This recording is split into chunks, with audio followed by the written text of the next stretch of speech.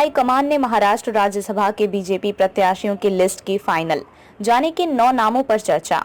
राज्यसभा चुनाव के लिए गुरुवार 8 फरवरी को चुनाव आयोग ने अधिसूचना जारी कर दी है। इसके साथ ही नामांकन की प्रक्रिया शुरू हो गई है। प्रत्याशी 15 फरवरी तक अपने नामांकन पत्र भर सकेंगे। मतदान 27 फरवरी को होगा। महाराष्ट्र में खाली हुई 6 सीटों के लिए चुनाव होंगे। बीजेपी ने 9 नामों की सूची हाईकमान को भेजी है।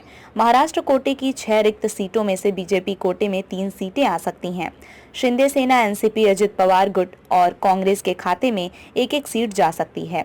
बीजेपी ने चौथी सीट के लिए उम्मीदवार उतारा तो ही मतदान होगा, वरना चुनाव निर्विरोध हो सकता है। वैसे बताया जा रहा है कि महाराष्ट्र बीजेपी ने अलाकमान के पास 9 लोगों के नाम भेजे हैं। बताया जाता है कि नारायण राणे, विनोद तावड़े, पंकजा मुंडे, विजया रहाटकर, अमरीश पटेल, माधव भंडारी, चित्रा वाघ, हर्षवर्धन पाटिल और संजय उपाध्याय के नाम शामिल हैं।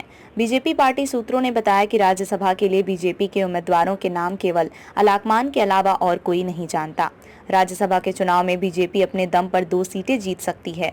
तीसरी सीट के लिए शिंदे सेना की मदद लेगी और अगर बीजेपी ने चौथी सीट पर उम्मीदवार उतार दिया तो उसे महाविकास आघाड़ी के घटक दल कांग्रेस, उद्धव सेना और शरद पवार की एनसीपी में सेंधमारी करनी पड़ेगी। बताया जा रहा है कि कांग्रेस के कुछ विधायकों से फडणवीस के लोग संपर्क में हैं। पवन खेड़ा का नाम सबसे आगे।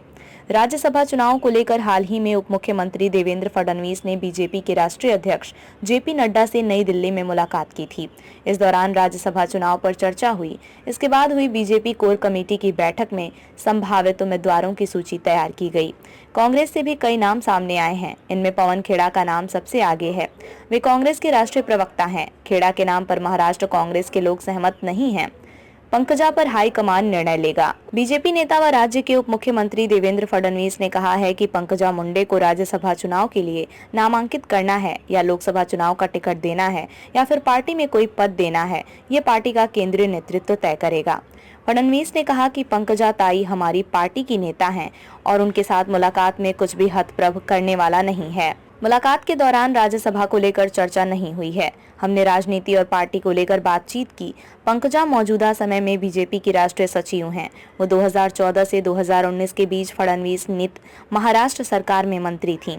पंकजा 2019 के विधानसभा चुनाव में हार गई थीं।